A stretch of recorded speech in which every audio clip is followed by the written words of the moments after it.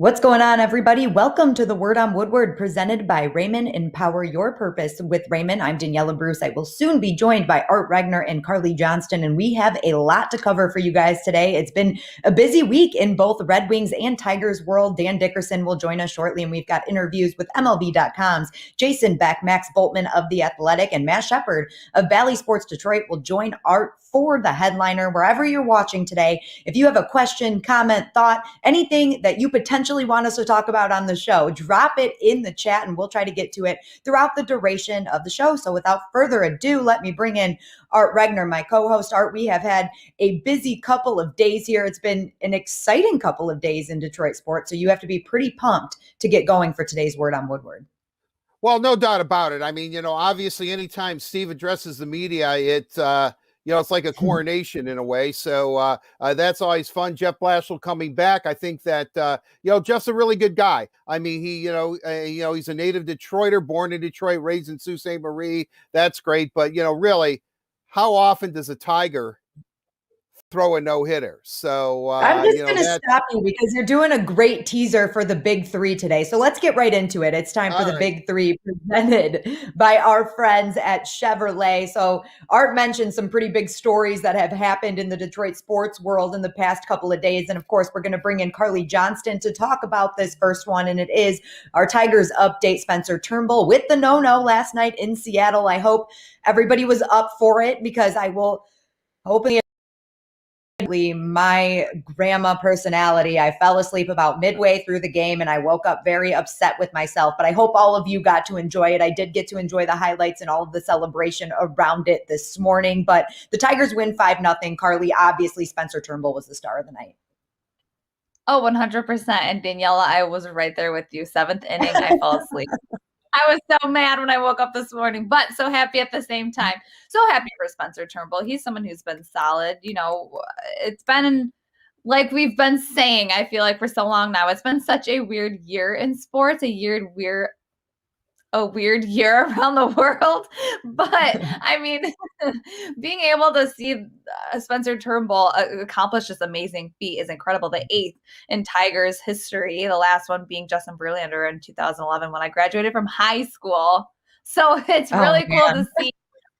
It's really cool to see this new team that is trying to progress and is in a rebuild get a game like that. So Spencer Turnbull talked to media after the game, looking like he just celebrated in Las Vegas his no-hitter.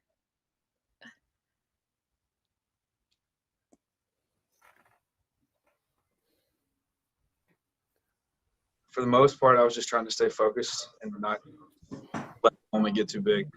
I was definitely aware around the 5th inning. I was all right, let's just keep it going. Hopefully they keep hitting them at people. And like I said, I wasn't going to try and do anything different. I was just keep doing what I'm doing, keep making pitches. And I was able to keep my head there pretty much the whole time. Going into the 9th, though, was a little different. Like it was a little different feel. But once I got to that point, I was like, all right, I'm going to be nervous. This is crazy. But I'm going to go out there and keep doing the same thing. And the whole night, I was like, I'm not going to be afraid to make any pitches. I'm not going to second guess or doubt or have any fear about anything. I'm just going to go attack and stay in that mindset. If they hit one, they hit one, but I just wanted to stay aggressive and just I didn't want to beat myself. I wanted them to beat. And fortunately, they kept hitting them at people, and I made some really good pitches. I made some pitches I probably got away with a few times, but that's all part of it. That last inning in the 9th, I already knew that I had a walk, so it wasn't going to mess up the no-hitter if I had to walk somebody or if I accidentally walked somebody. I happened to walk the leadoff guy. I was like, no. But I was like, all right, let's just get a double play. And was able to get a couple. I struck that first guy out after the walk, and then got a ground ball. Thought I had a double play there almost, but then I had to face Henniger again, and then that at bat was, of course, like he hit me hard twice already in the night, and I was like, all right, see if you can do it a third time. And I just made probably 3 of the best pitches I made all night to him, and said, getting to celebrate afterwards. And celebrate he did. That's awesome. I know I love seeing him sitting there with those 2 belts, but hearing Spencer Turnbull talk for that long, he was really excited because Spencer Turnbull is a man of very few words in the post-game pressers. So I'm really excited for him. I know you're a big Spencer Turnbull fan. I am definitely a big Spencer Turnbull fan, and you could tell. I don't know who I was happier for last night, Spencer Turnbull or Jack Morris.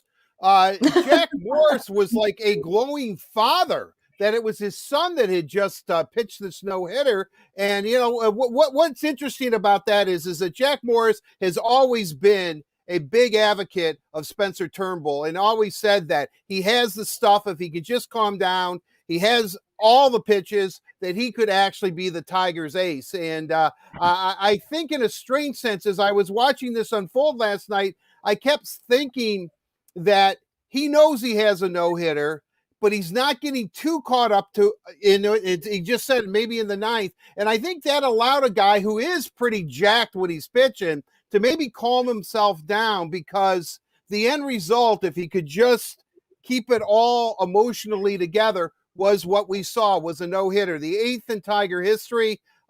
Really, really happy for him. The thing that Bally Sports came through last night and said that there have been 8 no-hitters in Tigers history. I think it was Virgil Trucks had 2, Justin Verlander had 2, and then George Mullins from 1912. The first Tiger no-hitter was thrown in 1912. And then obviously Jack had one, and now Spencer Turnbull. All 8, and Jim Bunning, former, you might remember him as a senator from Kentucky, I guess. But Jim Bunning, in 1958. Sure. Yeah, well, I do. But my point being is that all of the gentlemen that have thrown a no-hitter in a Tigers uniform were all drafted or signed by the Detroit Tigers. So they were, these were homegrown talents, which is really pretty cool. So I'm pretty excited about it. And I know Jack was, no pun intended, jacked about it. And it was just fun listening to Shep and Jack talk about this as the game progressed over and over and over. And I thought that Jack was, I guess there was one point in the 7th inning where Morris was joking around, saying, well, now AJ is going to have to pull Spencer, he's throwing a no-hitter after 7, but we got to go to the bullpen, so they were having a little fun with it. Everybody was trying to, I think, even relieve their own pressure and their tension as this game went on. But hey, I can remember a lot more no-hitters being pitched against the Tigers than I can of no-hitters being pitched by the Tigers. So anytime something historic like that can happen. I mean, this franchise charter member of the American League has been here since 1901. 8 no-hitters in 120 years span or whatever it is. It's great. It's great. Yeah, I tip my cap to Spencer Turnbull. Candelario had a great defensive play, and and Eric Haas, Westland's own, who caught a no-hitter. Eric Haas. When I see him, if we're ever able to see these guys again, I'm going to rub his stomach for luck. And I'm going to ask him if he wears red underwear. Something's going on. That guy has our stomach for luck. He has the Midas touch for sure. Art, you mentioned Jeimer Candelario. He also was good on the offensive side of things, went 2 for 4, had a home run and 2 RBIs. So Carly, we're big Candyman fans around here. It's nice to see him getting things going. It sure is sweet, Mr. Candyman. I'm just happy to see this team as a whole hitting better. I know we went through a really big drought with this team. So seeing someone being a big hitter and playing a lot better for this team, it kind of gets the juices flowing for the rest of the squad, once you get that adrenaline rushing for that team. All in all, yesterday's game was just an exciting one. I can't really talk about yesterday's game without also going back to Spencer Turnbull. Everyone was kind of just riding on the adrenaline of the game. I'm really happy for this team. I think they've been doing a lot better, and I hope they stay consistent throughout this, because I know back in earlier May and April, we weren't quite sure about how they were playing. So hopefully this sticks and they keep the ball rolling here. Definitely. It was a great few games here for the Tigers. And like you mentioned earlier, Carly, just great to see a no-hitter, especially with the state of this team right now going through the rebuild. It's got to be a spark. So I'm hoping it sparks the rest of the season for the Tigers. And we'll talk more about this team. We've got Dan Dickerson and Matt Shepard joining us later in the show. So we will definitely be talking a lot of Tigers today. Right now, we're going to move on to our second topic of today's Big Three, and we're going to talk some Hockey World Championships. We've got a lot of Red Wings ties this year. In the Czech Republic, Filip Hronek, Filip Zadina, and Jacob Vrana. In Canada, we've got Troy Stecher. Germany, we've got Mo Seider. Sweden, prospects Albert Johansson and Jonathan Bergeron. And in the USA, Justin Abdelkader, former Red Wing, will be representing the red, white, and blue. So a lot of ties there, and those games start on Friday. Carly, when you hear that list of prospects and current Red Wings, who are you most excited to watch? I guess I should say former Red Wings too. Who are you going to be watching? Right.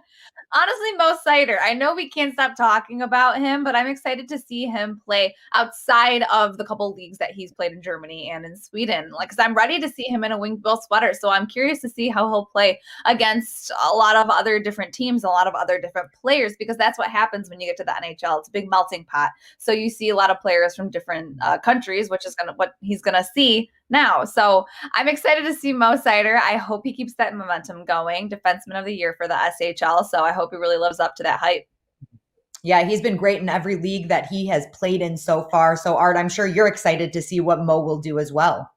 Well, right. And I think at this time, even though maybe he snuck up on people when the Red Wings drafted him 6 overall 2 years ago, the secret is out. The cat is out of the bag. Mo Seider is considered, and I know we had the last Red and White Authority podcast, Tony Ferrari from Dobler, one of their heads of scouting and things. He called him the best defenseman in the world who's not playing in the NHL. Well, the World Championships, even though we here in the United States don't really embrace them that much, they're huge in Europe. I mean, this is the premier hockey event that's going on. I mean, and it's because we have the Stanley Cup playoffs at the same time. Canada's into it a little bit more than the United States, but overall, this tournament, this World Championship is absolutely huge to play for your national team. And so, I'll give you an example. Nick Lindstrom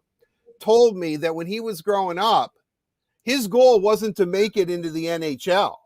His goal was to make it on the World Championship for Team Sweden, to play on that team, to play for the World Championship. So my point being is that, this is a major, major tournament. It's huge. Most of the best players in the world who aren't playing in the NHL for playoffs are playing in this tournament. So I think Mo's going to be tested, because he's the big man on campus right now. But the player I'm really, really looking forward to seeing, because he's coming to North America this coming year, is Jonathan Bergeron. If Bergeron can be an offensive force, I think he was one of the youngest players to have as many points or goals as he had in the Swedish Hockey League. I think he was 6th or 7th overall in scoring in that league. He played well, didn't have a great playoff in the SHL, but that is a player, how many times, and I know you two have heard me ad nauseum say, the Red Wings really have to catch a break on a guy who just kind of comes in and is good like immediately. I don't know if Bergeron's that guy, but he could be. They need somebody like that. Lucas Raymond would probably be on this team, I would assume, if he, still isn't recovering from elbow surgery. I'm looking forward to it. And I got to say, I'm happy for Justin Abdelkader. He won he went into the Swiss League. He won the championship in that league. His family was with him. Great pictures he posted on Instagram.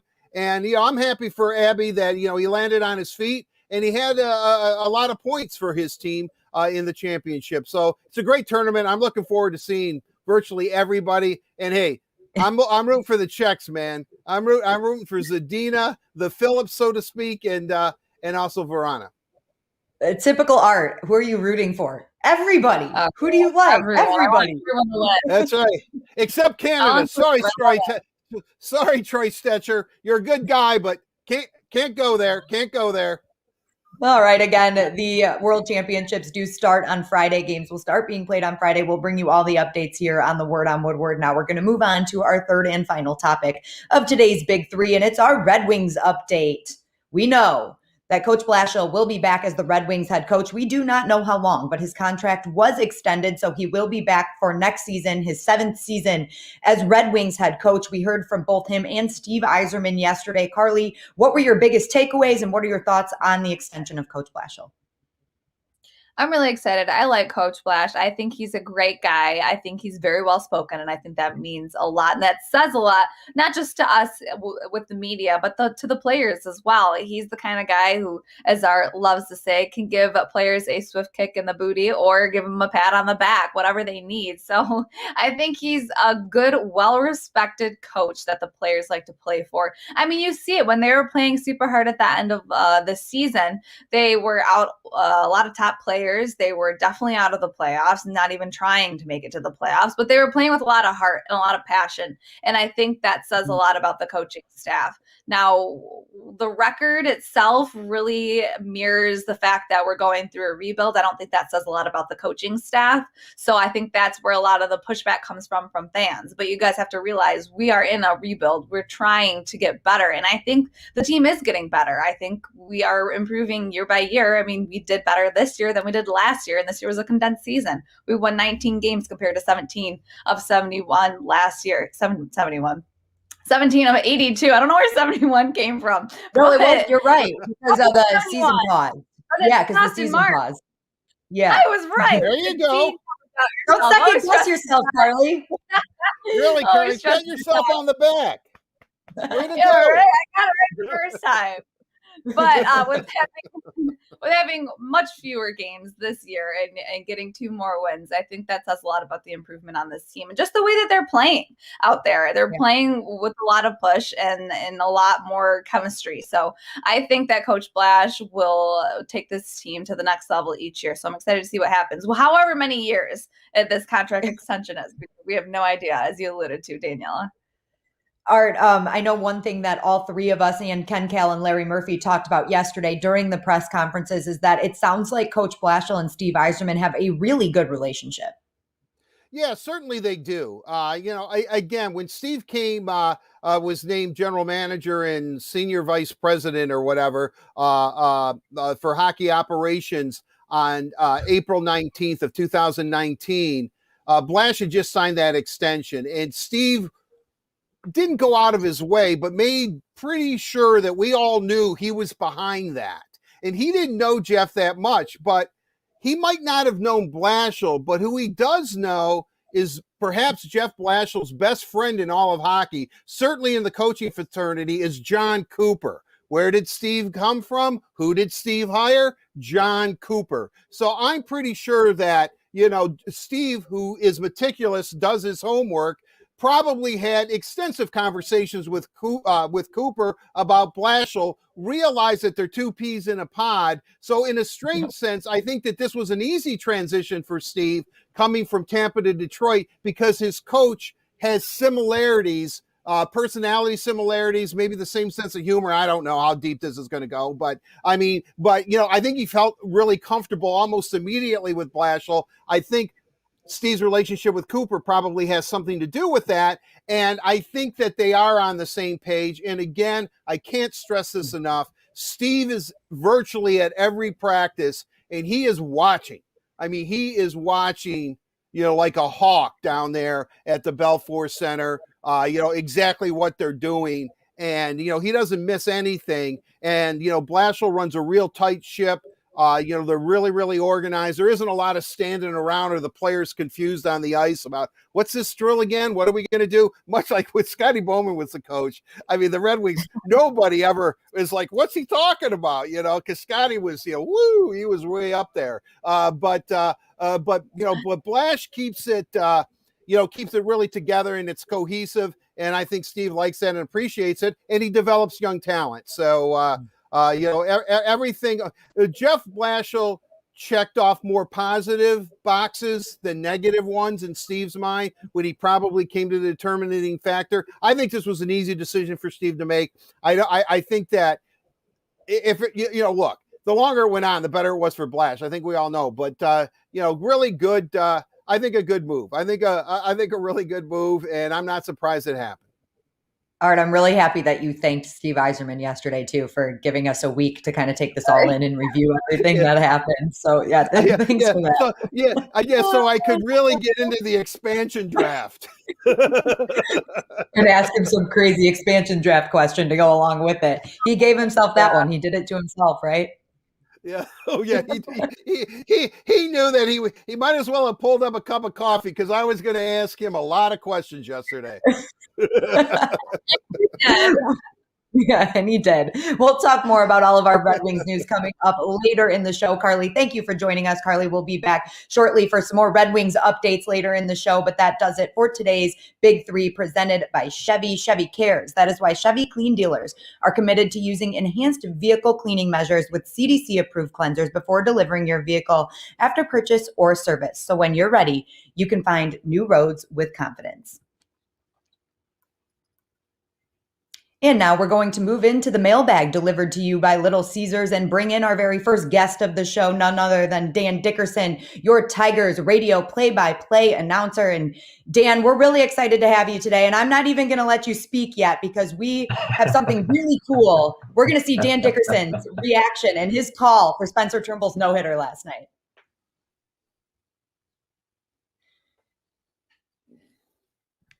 I'm not hearing anything.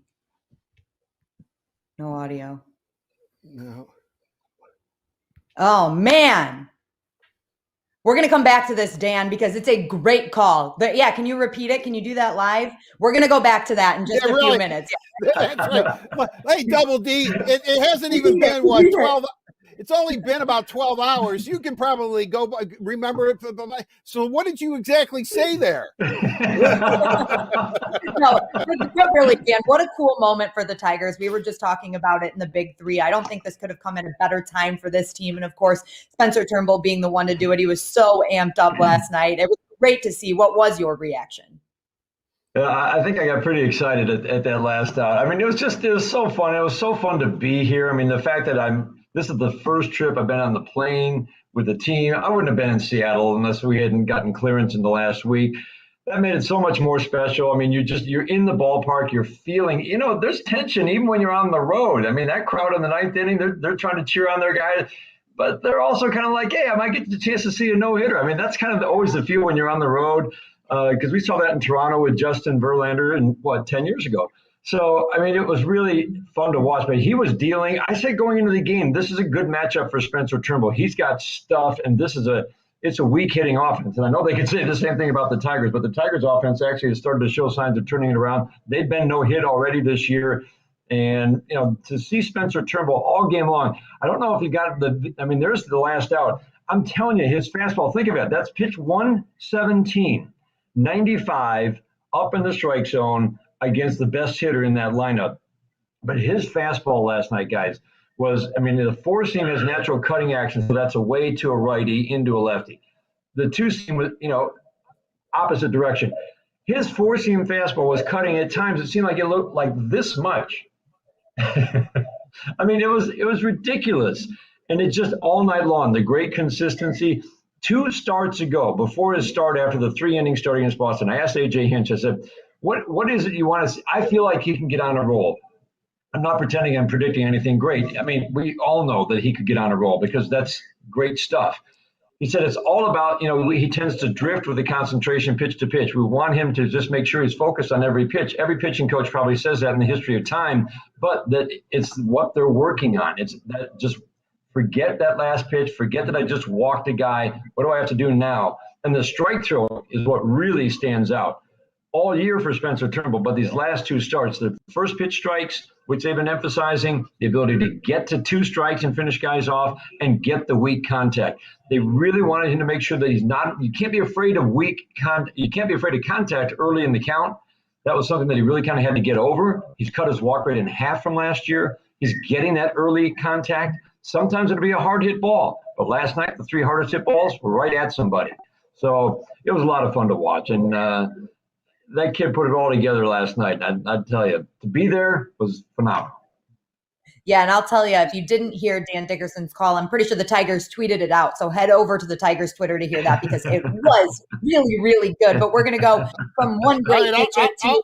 I'll be back in a minute. I'm gonna go Okay, hear this. you go on. I've got a question for Dan. You know what? Though nothing. The best double D call by far. The Tigers are going to the World Series. The Tigers are going to the World Series. That is classic. That was a great one.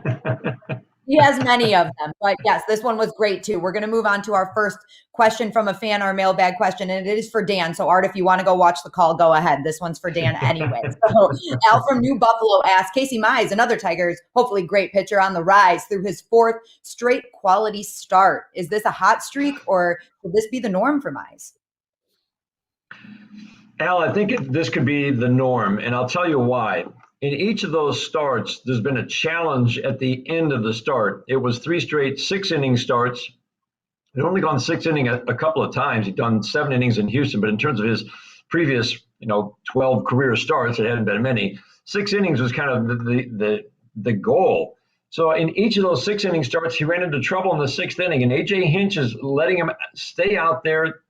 One game he was down 3. One game he was up 1. One game in Boston, Casey was up 2. Batters get on. He leaves them out there. He doesn't go get them. And he's told these guys he's going to do this. So figure it out. You're facing these guys for a third time. This is where the batter-pitcher matchup really gets interesting. The whole back and forth cat and mouse gets really interesting. And each time he got out of that jam, he's figuring out how to get guys out. Third trip through the order. That is huge because the trend in baseball, as we all know, is the opposite way. Is to yank guys as they go through an order a third time. Then in that last start to get the 8th inning, he'd never pitched into the 8th. That's a big deal. But he's figuring out how to use his stuff, how to get the early count contact, weak contact. That's the thing that I think is especially important for Casey Mize. He's throwing strikes, realizing if he throws a quality strike, he's going to get weak contact and not be afraid of contact like we talked about with Spencer Turnbull. So those 4 starts in a row with the stuff that he has, sometimes it's luck. It is. It just is. And you're like, well, okay, maybe he can keep it up, but let's face it, it's probably a little luck.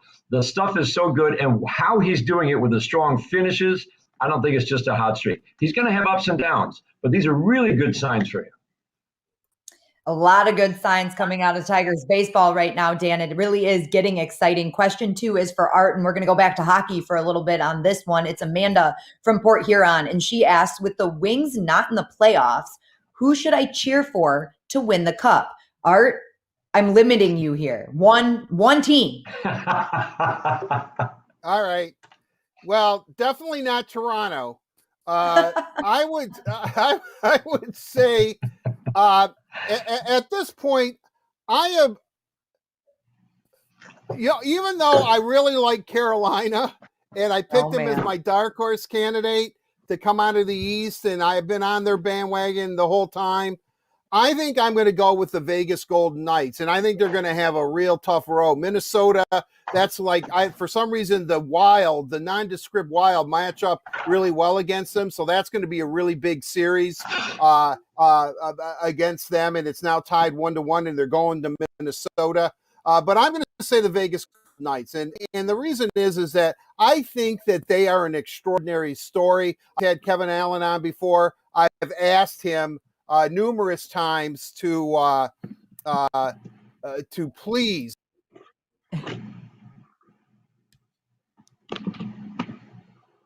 Oh man.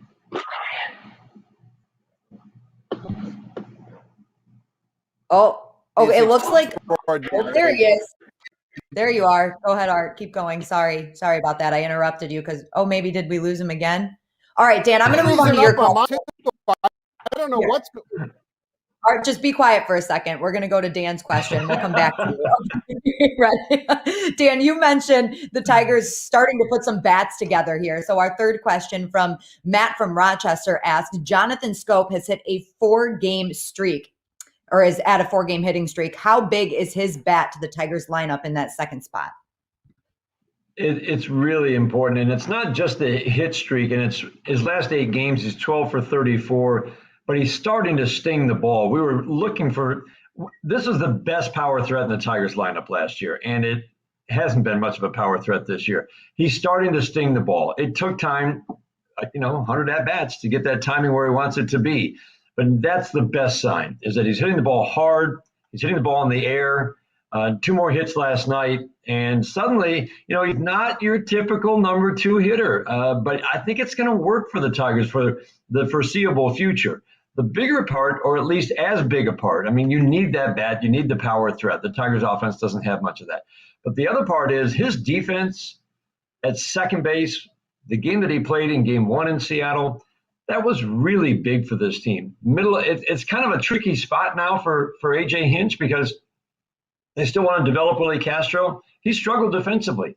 When you're not turning double plays at the rate that you should be turning double plays, that's I think it's frustrating. And for the biggest part of the equation right now is, do you want the best defense behind these pitchers? And if the answer is yes, Jonathan Scope is probably going to be at second base more days than not. So it's a balancing act right now. But he's their best defender at second. He turns the double plays that you expect to be turned, and the other ones that maybe some teams turn and some teams don't. He gets them turned because of that strong arm and the quick transfer.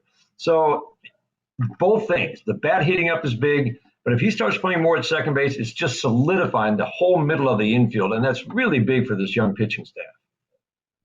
We still don't have Art back with us yet, Dan. I think Toronto might be onto his feed. They hear him send so much hate to Toronto. They might be, cutting his line. So we're going to go back a little bit here. We have your clip with your call for everybody to hear. So let's take a look at Dan Dickerson's call for Spencer Turnbull's no-hitter. Climbs up the hill and settles in on the first base side of the rubber. Cabrera well off the line at first. The Tigers shift 3 to the left on Mitch Haniger, the best hitter in this Mariners lineup. Turnbull sets the 0-2 pitch. Swing and a miss! History! Spencer Turnbull has become the 6th Tiger pitcher to throw the 8th no-hitter in franchise history. Dan, this smile is real. It was so great. So great. What was running through your mind at that time for the last pitch? Do you still get a little nervous for having to make a call like that? Oh, yeah. You just don't want to screw it up, okay? let's just pronounce all the words correctly, enunciate, go back to the basics. Act like you've been here before. Okay, good. Check the boxes. No, that was just fun. It's so, just the tension building during the game. It's like, boy, this is good. And then to me, I usually get interested. If you're hitless through 6, okay, I'm getting interested. You notice, but when it gets past 6, okay. But still, to me, you don't break up a no-hitter in the 7th.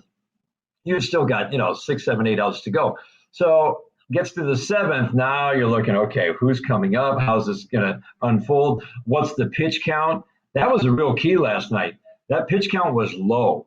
And that was a big deal. But then a couple of long at-bats in the 8th. So he's at 99 going into the 9th. He's never gone over 111. But he was so strong, and they know how strong he is, that I think it was obviously easy to let him go out for the 9th. But you're not even worrying about the pitch count. But then he walks the first batter, and they have to get somebody up in the bullpen because you don't want him to go to 130, right? And then, then he finishes it off. That fastball to get Haniger, wow. I didn't dare watch the monitor. I had to watch it live. So I didn't even know what he got him with. I was pretty sure it was a fastball, but that slider is so wicked, maybe he got him with that. But it's just like, oh my gosh. You get nervous and the adrenaline is flowing, but to be in the ballpark and just feel the fans, and you can feel the tension from the dugout radiating up to the booth. I mean, all that stuff is just so fun, and to see the reaction. They mobbed him there. Then he does the interviews, and then everybody's in the clubhouse, and he's still doing interviews. I think he did one for MLB and one for ESPN. So he's walking to go to the other dugout where the camera is for that. Teammates come back out. All the pitchers came back out, and they all had a beer or something in their hands, the baby powder, and they doused him again for a second time. He'd already gotten the shaving cream, but, now they doused him again on his way to the other interviews. So you could just tell everybody was so happy for him, and that was really fun. And to see how happy he was, he's a pretty reserved guy. I love talking to him because he's a very interesting guy. But to see the smile on his face and the emotion, pretty neat. You know how much it meant to him. What is the reaction like from Seattle fans? Like, do they cheer for him when he pitches a no-hitter? I'm not sure. I feel like if I witnessed a no-hitter against the Tigers, I would probably cheer because that's a pretty cool moment. Was it loud in there? It was. I was really interested to see what it would be like. So it's 5-0. Your team has no hope, right? I mean, you're going to. So I think that's part of it. If you have still the chance to win, it's like, no, we want to break up the no-hitter and win the game. 5-0. The cheer when the inning started in the bottom of the ninth was an interesting cheer. It was like, yay, come on, Seattle. But you know what? We're watching a no-hitter here. This is pretty cool. But it was like this collective cheer in the ballpark. But I was trying to read it. It was like, it was more just excitement that they were watching a no-hitter because really they knew their team was not coming back from 5-0. They absolutely knew it. So it's a kind of a weird mix of both. I think anybody who was there probably was like, hey, I got to see a no-hitter. Now, it is the second time they've been no-hit, so maybe they're not that excited. But there was definitely that cheer in the bottom of the ninth inning, and it felt like it was almost half and half because it was 5-0. They knew they weren't coming back. They were witnessing history, and it's always, always a cool moment. Yeah, it was awesome. And I think Art Wagner's back with us now. Can we bring him back in here? You there, Art? Thank goodness. Hello. Art, where you been? Yeah, we lost the internet there for a second. Go with Vegas. I like Pete DeBoer, the coach. There we go. Okay, cool. We're going to go to the fourth and final question. Here we go. For both of you. Art, you can answer first. Ryan Milford asks, seeing a no-hitter is so rare, so I'm glad to enjoy this for a while. But when and who do you think the next no-no will be? Ooh, this is an interesting question. Well, I think it's pretty much a slam dunk in my book. The next no will happen in 2 weeks. 2 months from now. 2 months from now. It will happen at Comerica Park, and it will be Casey Arthur Mize. That is who's going to pitch the next one. You know what? I'm going to tell you something. If Bally Sports were smart, you know how miking up guys now is the big thing? Let's go. Mic the guy up. Mic the guy up. They should mic up Arthur Mize when he's not pitching. Because that guy looks like he is the social chairman of the dugout. I mean, he's laughing, he's joking around. I'm surprised he's not dancing or something. I mean, there's no doubt in my mind that he is very, very comfortable. And what I like, and what Dan said earlier, and I just want to jump on this and why I do think it's going to be Mize. Chris McCoskey asked him a question on the Zoom call about his confidence, or if his confidence doesn't wane. And he said, my confidence isn't based on my performance. It's the belief that he has in himself. And I'm telling you right now, that is a special mindset, because most guys, and we've seen it, they go up and down based on how they're doing. That's why he's able to put these bad performances. He understands it, he processes it, and he moves on. That's why I think, and hopefully it's 2 months from now. Hopefully it's at Comerica Park. But I really do think that Casey Arthur Mize throws the next no-hitter. All right, Dan, what do you think? So this has to be a Tiger, or just league wide? I'm assuming it's a Tiger, right? A Tiger. Let's go Tiger. But do you have? Wait, is someone going to pitch a no-hitter tomorrow or something? Do you have secret? I mean, Exactly. What? You have 5 inside no-hitters information? Already. Well, we've seen 5 no-hitters already, right? I mean, it's a long list of the guy could throw the next one. Right, since 2000, since 1917, that's like 4 years ago that they had this many no-hitters, by this point in May. I mean, that's amazing. That is amazing. It All right, really but is. a Tiger. Okay, a Tiger. The only reason I would say not Casey Mize is just because, they're going to start managing his innings next month. But all right, but it could be any time, right? It could be in the next few years. We went 10 years in between Justin Verlander's second no-hitter and this one. So I think Casey Mize is a good pick. The guy to watch to me, because of the improvements he's made against righties this year, is Matt Boyd, because he's absolutely shutting down righties. He needs to get more swings and misses, you knew it was going to be a process, right? Because he was throwing more strikes, more contact. Now he's dialing up the swings and misses. With the improvements he's made against righties and with the lack of power against him and the soft contact, all those things added up, starting to get more swings and misses. Keep an eye on Matthew Boyd because it's really a nice streak he's in right now. I know he gave up 4 and 5 runs, 4 earned and 5 runs last start, but he's really made some serious improvements that are going to pay off big. Hey, I'd be happy if it was either Mize or Beck. And Matthew Boyd has come close. I mean, Jamer Candelario last night mentioned it 3 or 4 times in his Zoom press conference afterwards. What is it? 17-18. Matthew Boyd.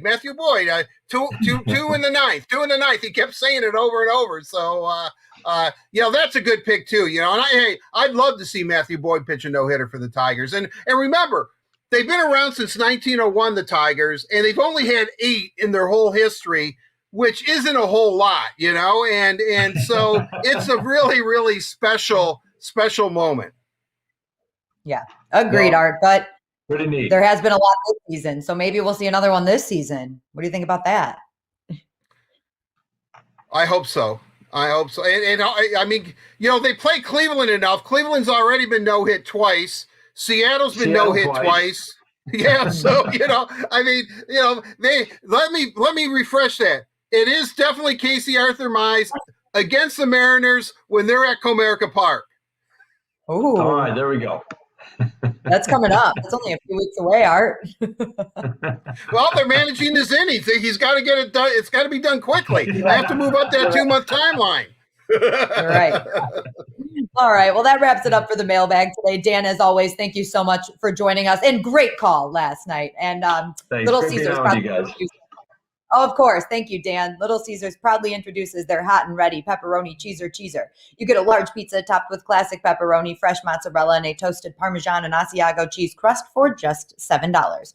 Try our no-contact pizza portal or delivery from Little Caesars. We've still got a lot of great guests coming up in today's show. Max Bultman is going to join us to talk some Red Wings hockey. And of course, Matt Shepard will join us later in the show, along with Jason Beck, to continue our discussion about the Tigers. But we are going to continue that right now with Bet You Didn't Know, presented by PointsBet Sportsbook, an official gaming partner of the Tigers and the Red Wings. And today we're going to do a little preview of what's coming up for the Tigers. Obviously, they're coming fresh off of a Spencer Turnbull no-hitter that we've been talking about all show long, and the Tigers face the Mariners again tonight, Carly. That's right. And a no-hitter is special for the Tigers, and Spencer Turnbull, of course. It's sadly something that the Mariner fans are getting used to, with John Means of Baltimore throwing a no-hitter against the Mariners just under 2 weeks ago, so 13 days ago. This is the 19th time a team has been no-hit twice in a season. Now it's twice within a month.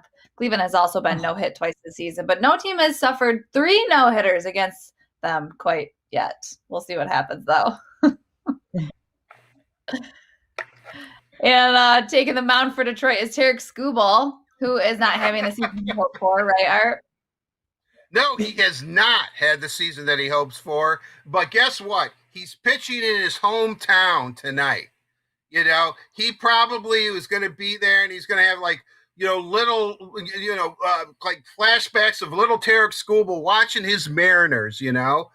Ken Griffey Jr., or if he was around back then. I don't know when Ken Griffey Jr. retired, but he's playing. He's in a comfort zone. He's going to probably have a lot of family and friends. One of the things, though, that really has kind of worked out for Tarek Skubal is his changeup this year. Guys are at almost a 44% whiff rate. They're striking out on that changeup, but he's only thrown it 6% of the time. So, what he has to do is that, last year he threw it 16% of the time. And I think what's going on with him, and I don't know this for a fact, but, he's got to throw that changeup more to keep them off balance. But I think his fastball, which is his bread and butter and his out pitch, has not been either moving or, location. He hasn't had the command that I believe he thinks is his calling card in the NHL, in Major League Baseball for the Tigers. I think that's exactly what he's looking at. So he's got to get back to getting that change up in there a little bit more. Like I said, only 6% this time. Last year he was doing it 16%. So I think tonight it's going to be home. This is the area where he perfected all his pitches. He grew up here. He weaned himself on baseball in the Seattle area. So I think that's pretty good.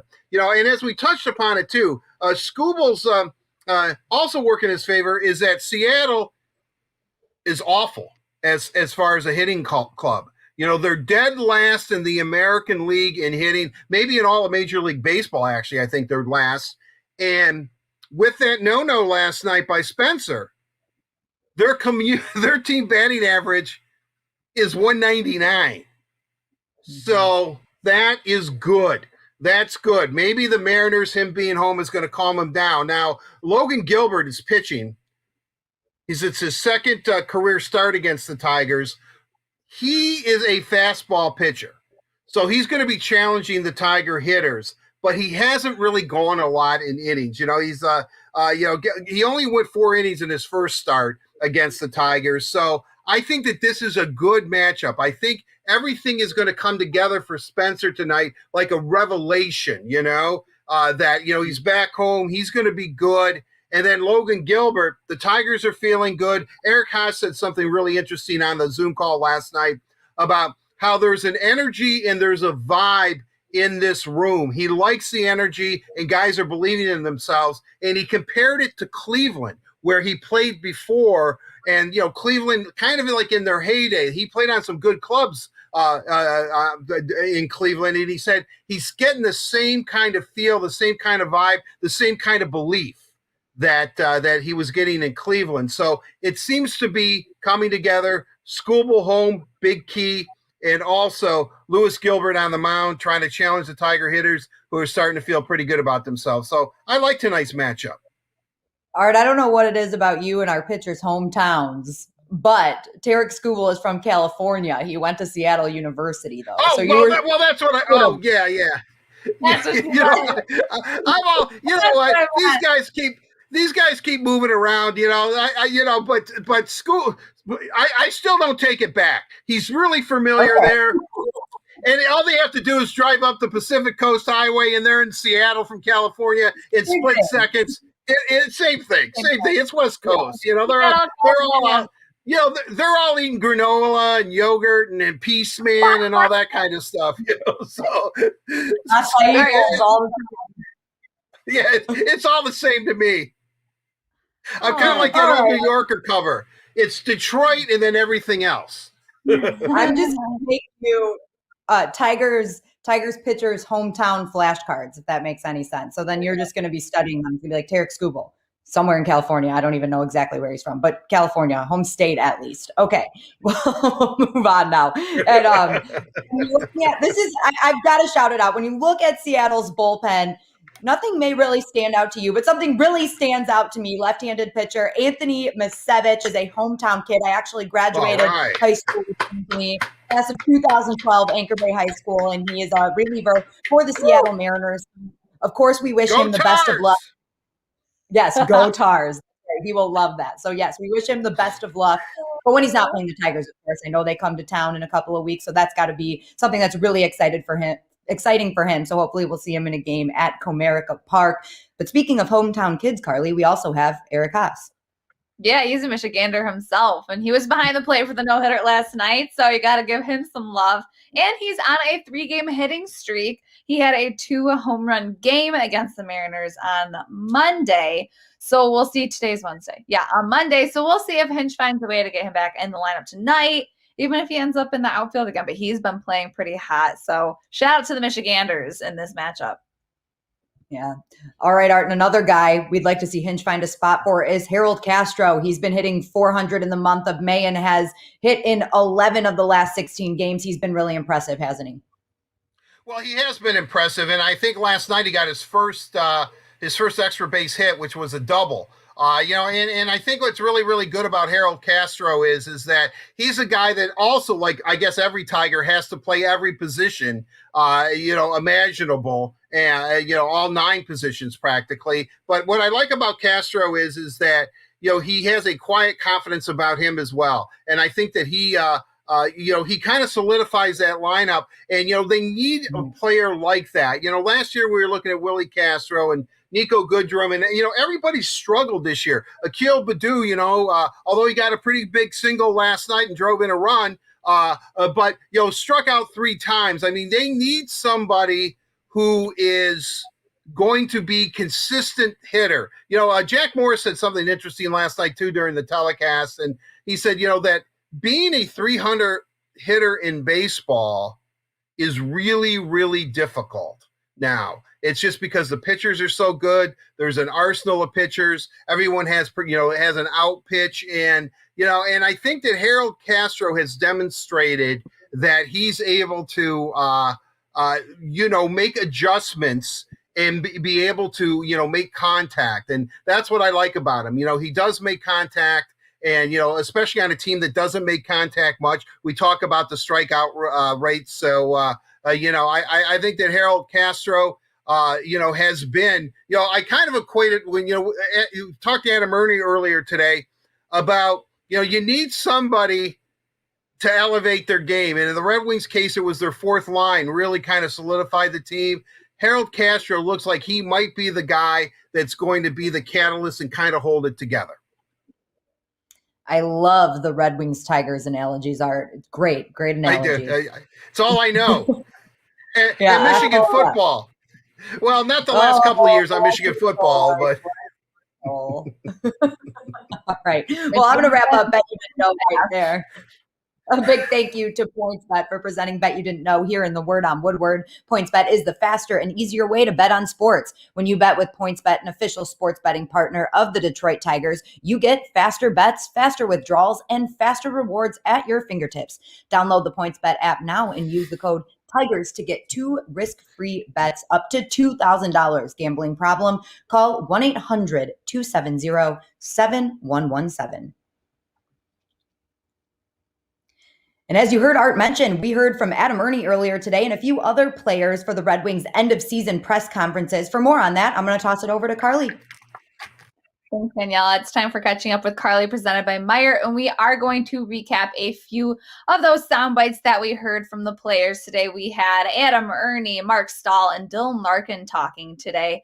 And, yesterday we heard from Coach Blash and Steve Yzerman on Coach Blashel's contract extension. So again, a big congrats to him. We're excited to see him behind the bench for the Red Wings in how many years to come? That's still the big question. But let's talk about today's sound bites. We heard from Dylan Larkin, who just had his first year of captaincy. And you know what? It was kind of an odd season. He said a lot of the things he had to deal with were COVID protocols. And, it was a season plagued with injuries for Dylan Larkin. But he was so proud of this team, especially towards the end when we knew that they weren't making a playoff push. They were without a lot of their top players, but they still played with a lot of heart. Check it out. There's a great story in that with Thomas Greiss and the start he had. Him and Jonathan were great for us all year, and Jonathan Greiser played really well to start the season, but we just didn't get a result. And and then Jonathan started playing unbelievable, and ended up getting injured. But the finish Thomas had was incredible and gave us a chance every game and turned the season around. So if we can have both those guys going next year and it's exciting and give us a chance to win every game. So that's all you can ask for.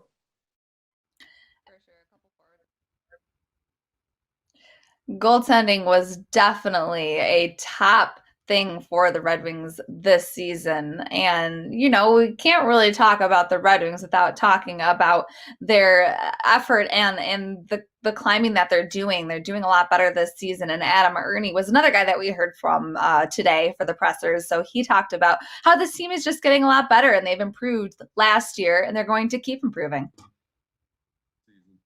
Well, I think we're a young team with some really good veteran presence in the room.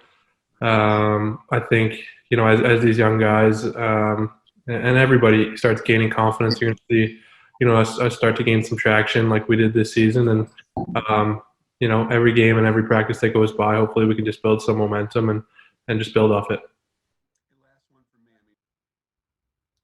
So Adam Ernie talked about the team as a whole, but Adam Ernie had a fantastic season himself. He is definitely improving, especially from last year. I know Steve Yzerman brought him from the Tampa Bay Lightning. We were all kind of like scratching our heads after a season with the Wings saying, well, what can Adam Ernie do? Well, Adam Ernie showed exactly what he can do, leading the team in goals. So he was pretty proud of his own gameplay personally. Yeah, I just tried to stick with it and, earn more opportunities. And luckily I was able to do something with those opportunities when they came. And, so for me personally, I think I was happy with my season.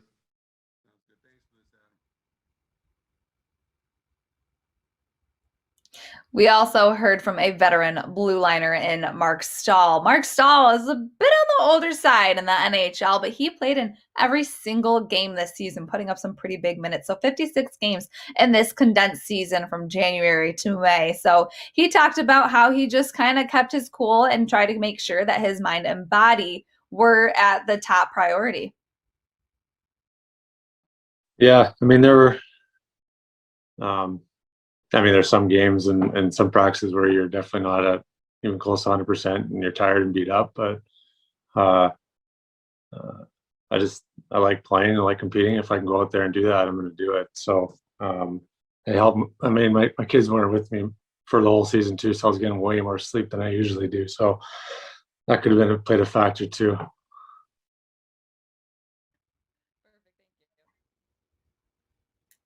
So sleep was a big thing for Mark Stahl. That was the reason he played in all 56 of those games. He was away from his kids, so he was able to get a few more Z's than he usually does staying at home. But that was another guy that we saw this season really step into his own. He was an unsung hero, according to Art Regner. He played solid and had consistency in his gameplay. So Art, you know what? I know you don't have kids, but they really, really do hinder your sleep, I guess. Art doesn't sleep anyway. I really don't. But what's interesting about all of that is that I just think that I like the tea leaves that he was sending out. That must be my word today. He was wearing a Tigers cap too, Mark Stahl. I think that he likes it here, and I really do think that him being a little bit of a mentor for Mo Seider next year is probably a pretty good combination for the Red Wings. Absolutely. I think so too, Mark. Mark or Art? Yeah, Mark. I said Mark, right? I think I confused myself with what you said. I was like, I agree too. I think you mentoring Mo Seider would be excellent, Carly. I would love to see that. Look, Mo. Let's just erase 15 seconds. I don't know what just happened. Anyway, I think I misheard Daniela say I agree too, Mark, but then I thought you meant Art. But forget it. I did mean to say Art.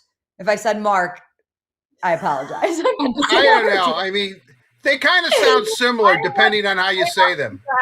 I thought you took exception to Mark Stahl saying he wanted to mentor Mo Seider and that you wanted to do it. I don't know. This show has gone off the rails for some reason. I'm not sure. My internet is like, we're experiencing like brownouts or something here in the area.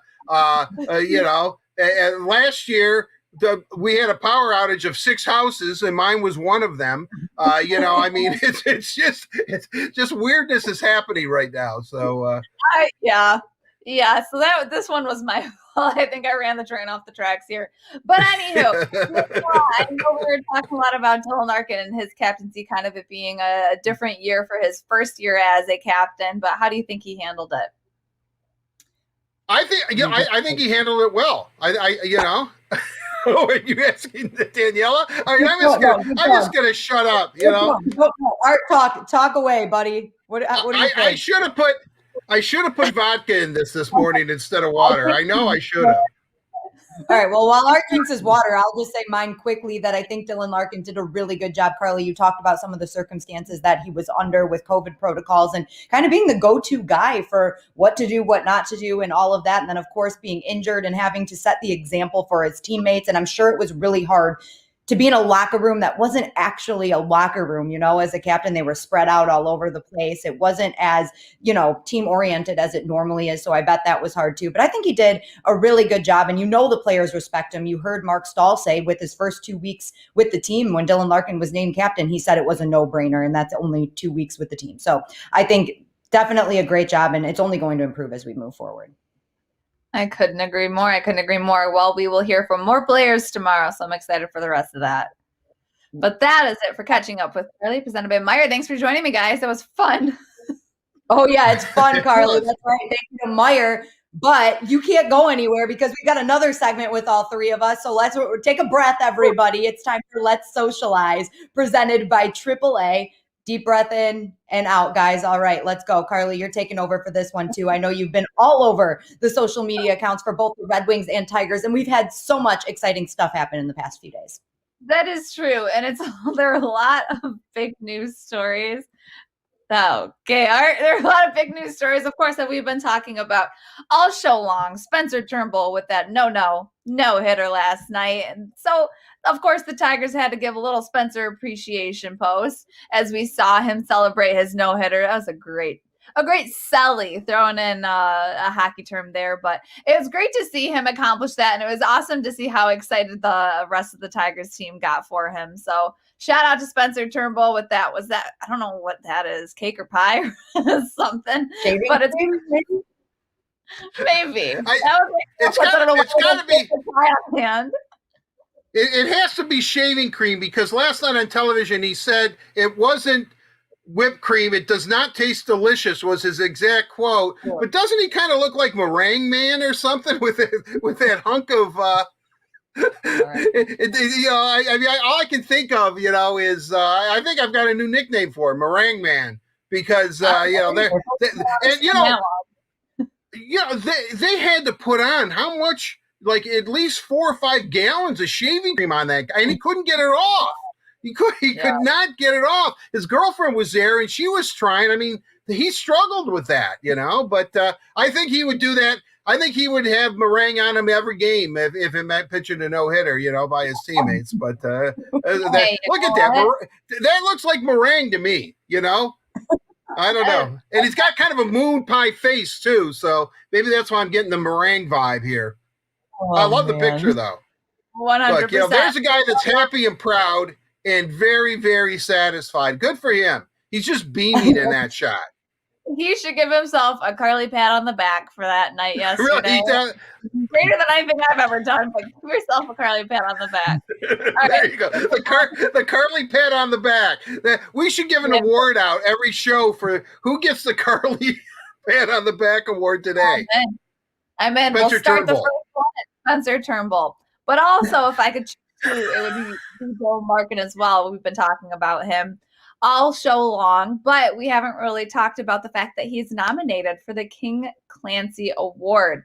King Clancy is given right here, presented to the player, who best exemplifies leadership qualities on and off the ice and has made a noteworthy humanitarian contribution in his community. As we know, during COVID, when the height of the pandemic started, he donated a lot. And I mean, come on, Dylan Larkin and leadership kind of goes hand in hand, especially in his first year of captaincy.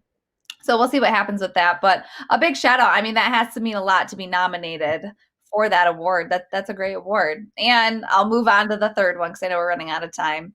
Mo Seider, Defenseman of the Year for the SHL. I mean, congratulations. That is insane. He's a young kid. He's on the up and up. He's played in a few different countries, North America, Sweden, Germany, and now he's going to be playing for Team Germany. Oh my gosh, I had to second guess myself there. See, I am really questioning my gut instinct today. Anywho, big congratulations to Mo Sider. That is outstanding, and I think it's very well deserved, Art. It is definitely very well deserved. I mean, Mo Sider, at this point, like I said earlier, the cat's out of the bag. I mean, this is a guy that everybody now is eager. I don't even think Red Wing fans are just eager to see him. I think hockey fans in general and anybody who follows hockey really wants to see it because, Steve has given him a lot of tests along the way. And Steve has always tried to amp it down just a bit, saying, look, making a transition, even though the Swedish league's a good league and the AHL they're both very, very good hockey leagues, that next step up to the NHL, I mean, that's the big boys league. Ken Holland used to call it the men's league. It's an entirely different game. And Ken Holland always told me this, as great as a player looks, you really don't know what you have until he starts playing in the men's league. And I think that, and I'm not saying that Mo Sider is going to be a bust, far from it. But what I am saying is that, guys like me, especially me, probably have to, temper it down a bit or amp it down a bit and just give him an opportunity to, to acclimate himself to this league because he's a Red Wing next year. I was joking, if there's a team in Antarctica, maybe Steve will send him there, a desolate situation, where all he does is play hockey and look at, like blizzards. But I do think, or the ice cap melting, whatever. Something like that. He's on an ice floe with a polar bear. Yeah, buddy. Yeah, global warming must be real. But I just think that Mo Sider is going to be good, and the more I like it, and maybe I've convinced myself. I think having a mentor like Mark Stahl might be a pretty good pairing for the Red Wings until Steve trades Stahl at the deadline next year. Oh my Lord, Art. But yes, it is very important to have leadership on the team, is I think what you were getting at. But speaking of Mo Sider, was our first round draft pick. Oh my gosh, is that 2 years ago now? Woo, time's flying. We have a Tankathon draft lottery simulation with the draft lottery coming up in early June.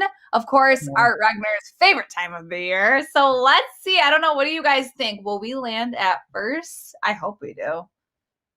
Do you want my honest opinion or do you want me to be excited? Where are we? Well, are they we are at 6. Do it one more time. Do it one more time. Seattle at first. No, one more time. Let's try it one more time. If we get 6th again, I'm done. 7. They went down 1. All right, we're done. Cut it off. Moving on. Thank you so much for Let's Socialize. That draft simulator. All right, well, we're at Curses. it. Well, thanks AAA for presenting Let's Socialize. AAA says thank you with free roadside assistance for first responders and healthcare workers fighting to defeat COVID-19. You protect us by going to work every day. Let AAA protect you on the way there and back. Okay, we will give that Tankathon thing a try later in the show, but right now we're going to get back into some Tigers baseball. Jason Beck is going to join us for Brush Street Beat, presented by our friends at McLaren Healthcare. Jason, it's always great to see you. Thank you so much for taking the time to join us again today. Thanks for having me on. It feels like early in the morning with these West Coast games and staying up late. Yeah, and I'm sure you stayed up real late last night to watch Spencer Turnbull complete his no-hitter, the Tigers' 8th in franchise history. Just what was your reaction? It was amazing. And I keep thinking, going back to the fact that it's amazing how seemingly these pop up at random times. Like I'll never forget just what a random weeknight it was when Armando Galarraga came within 1 out of a perfect game. I remember it was a Sunday afternoon in September 2017. Everybody was watching football when Matthew Boyd came within an out of a no-hitter. And, honestly, we went into last night's game. I was still thinking about Casey Mize and the steps he had taken forward. And really the talk with Spencer Turnbull was about how he hadn't beaten a division opponent or hadn't gotten a win against a division opponent until his previous start. And, he'd only won back-to-back starts, I believe, 2 or 3 times in his career. And then this pops up. I think he was always the guy that hitters said they didn't like to face because the stuff moves so much.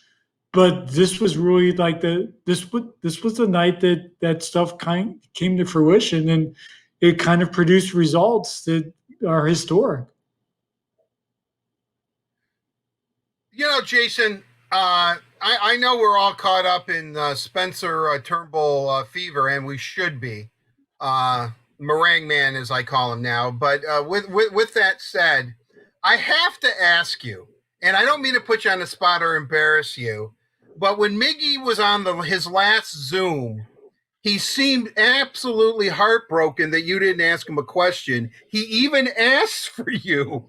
What do you have going on with Miggy? I mean, what do you guys scream at each other, or what is that all about? We do not scream at each other. This goes back to the days when clubhouses were open and reporters were able to go in it, the before times, I guess, as we call them now. Hopefully not forever before times. Hopefully we get back in there someday. But this goes back more than 10 years that when Manny Ramirez and David Ortiz were teammates in Boston, they always used to do this greeting with like little sound effects. Like they would stuff like that. So one day Miggy likes to mess with reporters sometimes. Not ill-tempered or not ill intent, just kind of likes to see if he can get a reaction. And so I had gotten to the point with Fernando Rodney where we would exchange stuff like that. Like Fernando had a little like Marvin the Martian type voice that he would do with people, reporters, staff, teammates, everybody. And so I started doing that back with him when he started doing it with me. And so I think Miggy noticed that. I'm trying to remember because it's been a long time. If I remember, Miggy noticed that and started doing the sound effects thing with me. And, I had nothing better to do. So I started doing the sound effects back. And that just became like the standard greeting between us. And mind you, for years, Miggy had that first locker in the clubhouse. So right. In the clubhouse, Miggy's right there. And so if Miggy's there, you get the when you come in. And I just started doing that right back to him. And that just became like our standard greeting. It almost became like my daily greeting into the clubhouse for years and years. And so little did I know that once the pandemic started and the rare times that Miggy would be on Zoom, he would start doing this. And he literally did this on a Zoom after a game with me a month or so. And so now it's like it's almost expected. Like Miggy does not do Zooms very often. And so if he's on there, he was kind of crushed when he did a Zoom a few weeks ago and I was off that day. And so when he was on there the other day, I thought, wow, man, I really don't want to mess this up for national media by asking a question, having this devolve into something like this. So I'll just kind of let it background. And all my questions got asked anyways. So just kind of like, I'll lurk. And if something pops up that I need to ask, I'll do it. But otherwise, I'll just kind of keep quiet. And I guess that kind of crushed him. Right, it did. I mean, he goes, no Jason. I mean, he looked like, I think he wanted to, what do you guys, what's the greeting? It's like, you do that to each other? We do, yes. Well, I love, that's a great story. It started with David Ortiz and Manny Ramirez, and it has outlasted the careers of David Ortiz and Manny Ramirez. It's a sign of how old we both are, I guess. I don't know. Well, I think it's pretty. Well, you have to. From now on, anytime Miggy's on a Zoom, Jason, I expect you to with him, all right? I believe Miggy expects that from me, so I believe I have no choice. The thing is, when Fernando Rodney rolled back through Detroit's, I guess not last year, obviously, I guess 2 years ago when he was either with the Nationals days at the time, we did that voice again. So, and that was fun. So apparently I'm like the weird voice guy to a bunch of. Now, what is it? You said it's Marvin the Martian. Martian, what is it? What voice is it? It was a Marvin the Martian voice with Fernando Rodney. Can you like you would come up to him for an interview. You'd say, "Hey, Fernando," and he'd say, "Hello, sir. How are you?" And so I bring that voice back to him. Fernando had like all sorts of weird, like he had like a call he would do in the clubhouse. He had like a cat impression. He had like all this weird animal voices. But Fernando was one of my top 5 favorite Tiger players, in part because of the voices. Really? I don't know how I'm going to get back on track here, but I am dying. These are awesome. Really? Like he has a cat. What's a cat voice? I mean, what, you know? It's just like a cat meow. He would do like a meow. Just roll through these random voices to see if I would go along with it. Should I start doing this with some of the younger Tigers too? Like, do they need to get in on this too? Like, should we start making noises? None of the younger Tigers have done this with me. So it's, I believe it's just that certain generation around when Fernando Rodney was a Tiger. That's hilarious.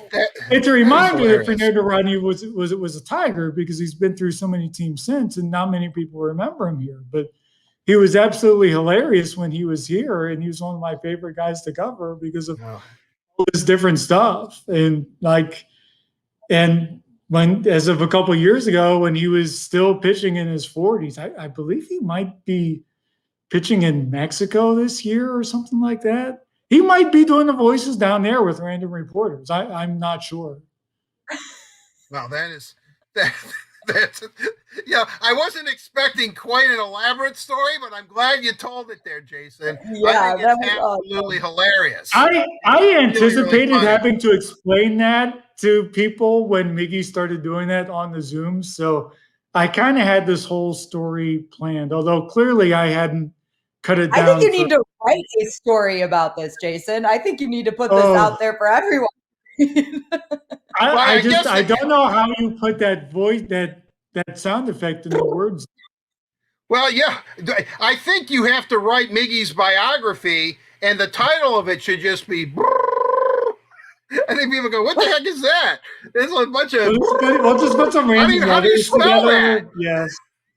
All right, I'm going to try to reel this back in here and get back to the Tigers. We'll talk about Casey Mize a little bit too. We talked about Spencer Turnbull, but Casey Mize is coming off of 4 pretty impressive performances. Jason, have you liked the progression you've seen from Casey Mize?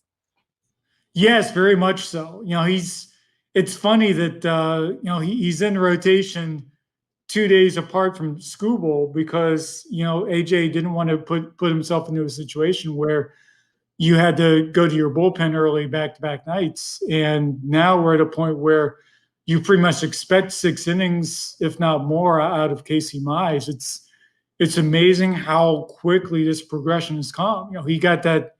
It was just 2 weeks ago, I believe it was, that he got that developmental inning. He got the 6th inning against the White Sox in the doubleheader, and now he's becoming this efficient starter who, instead of racking up strikeouts, he's getting these quick outs on soft contact and still getting swings and misses. But this guy whose stuff was better than results is finally starting to pair them together. And he's starting to learn how to use these pitches together to keep hitters off balance. And, I remember when Rick Porcello was kind of in that in-between stage, trying to figure out how to mix a curveball and a slider, because at one point the Tigers only wanted him to throw one. You had to choose one or the other. Well, Casey's had both basically since he stepped onto a big league field. And the way you saw him transition from the slider to the curveball the other night against these Mariners guys, especially to start off at bats, for somebody at this experience level, it's really impressive. And I'm curious to see how he uses this mix going forward, especially as hitters and opponents adjust as you get these scouting reports going forward and you start seeing different approaches because he's got these really 5 pitches that he can throw at guys. And we still really haven't seen the best of that splitter against teams. And I still think you're going to have a night where that splitter just gets called into action and it just becomes this wipeout pitch. I don't know when it's going to happen. He's got some intriguing matchups coming up, but he's got this blend of stuff and now know how to attack hitters that it's going to be fun to watch. Jason, getting back to a no-hitter, as we keep saying, the 8th in Tigers history. Can this be a galvanizing moment for this team? They are starting to play better, starting to come out of it. Can they ride this to a wave of maybe even perhaps turning their season around? I think so, to an extent. Yeah, it's you watched out on the field. These guys had a tremendous amount of fun. That it wasn't just a Turnbull accomplishment. This was a team accomplishment, and this team was really pumped for Turnbull to pull this off. It was almost like watching the movie For Love of the Game coming to life here. That's like kind of out of it too, and until Billy Chappell, gave them something to get wild about. Hopefully they didn't stay out all night like Billy and the catcher did after that perfect game. But it's you saw a team that really kind of needed something to get pumped about, really get excited about this, and they made plays behind them, and they put up some offense behind them. I thought Jamer Candelario had a tremendous game both ways. It's funny, it was just a day or two ago, we were talking about the defense not making enough plays behind this pitching staff for as good as they were pitching. And it came together last night. And, we saw the White Sox, kind of rally around a no-hitter and really kind of find their stride here, just a month or so ago. And I'm not sure that, they're going to turn around to that extent. But, yeah, I think it's something that this team can really – it's a reminder of what baseball is supposed to be like. It's supposed to be fun. So, they should be having now for this. All right, Jason. Well, unfortunately, I was just going to say took up too much of our interview today, but that was an absolutely awesome story. So it's not a bad thing, but we have run out of time. We'll have plenty more Tigers questions for you next time you join the show, but thank you for joining us today as always. No problem. I'll try to remember some more sound effects for you guys as well next time.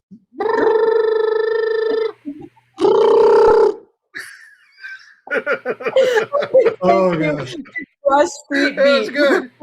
I'm sorry. Big thank you to McLaren for presenting Brush Street Beat right here on the Word on Woodward. Jason, thank you so much. It was always great chatting with you. We will definitely be having you on the show soon.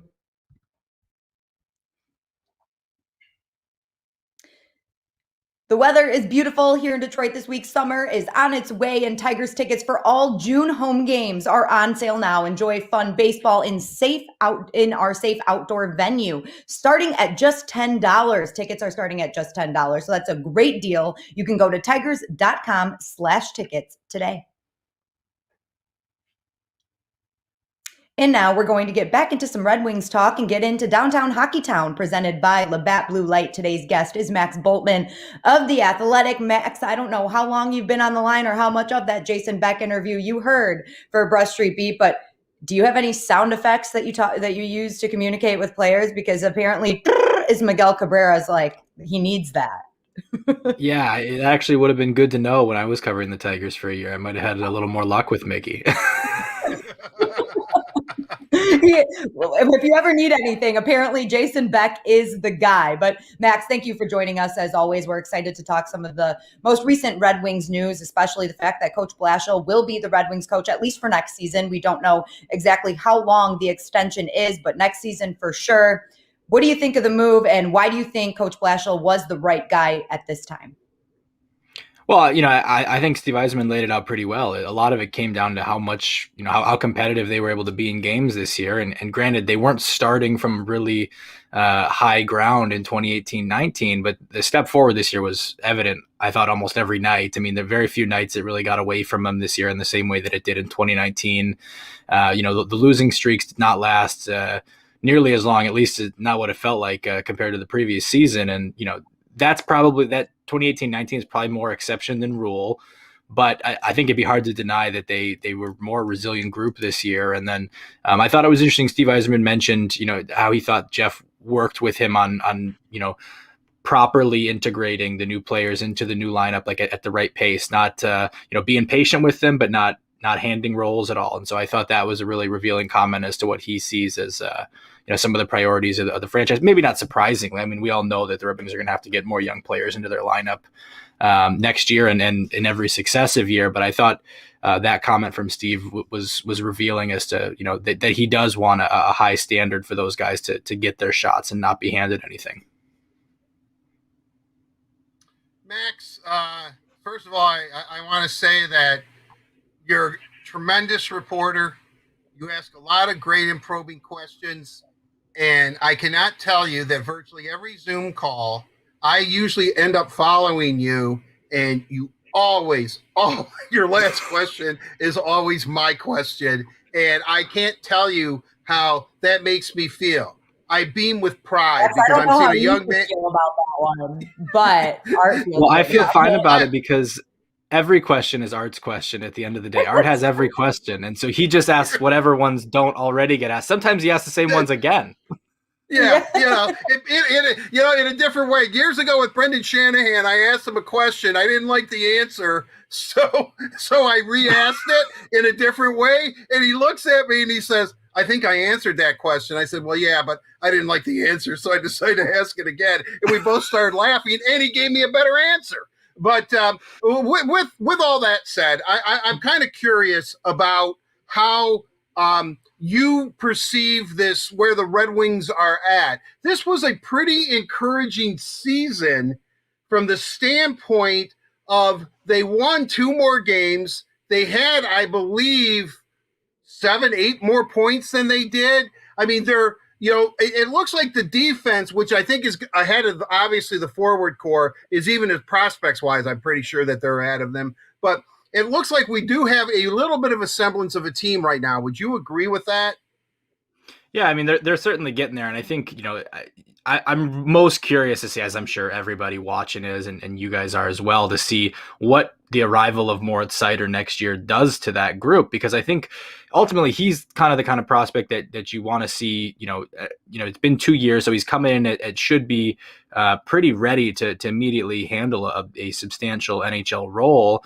And you bring a guy like that in, and how big a step can you take when someone like that enters the lineup? I mean, the Red Wings have had a couple of good rookies in my time on the beat, but Dylan Larkin, before I arrived on the beat, was kind of the standard for a Red Wings rookie who comes in and makes a huge impact. And I'm not ready to say Moritz Seider is going to make that level of impact that Dylan Larkin did as a rookie, but would you rule it out? I mean, it certainly seems possible. Yeah. And as you get a guy like that into the lineup, I thought Joe Veleno looked really good in his final 5 games. And, Michael Rasmussen, I think from training camp to the end of the year, you could really see a difference. And so I do think it looks like a Red Wings team that's going to be more reliant and more capable of relying on this next wave of young players than a year ago. And so that's promising. I think, you're still looking for the scoring, and then that's going to be the key theme of the offseason. I think I'm sure you guys have been talking about it already since Steve's press conference yesterday. I mean, that it just stands out as they have to score more goals. They did cut down on